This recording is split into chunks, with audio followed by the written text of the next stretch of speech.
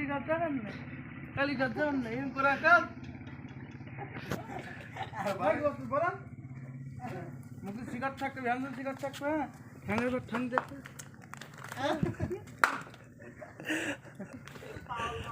আসসালামু আলাইকুম হ্যাঁ কালীঘাট যাবে কালীঘাট যাবা কত করে নেবেন অ্যাক্টিংটা ভালো হচ্ছে স্যার হ্যাঁ স্যার আর হবে না একবার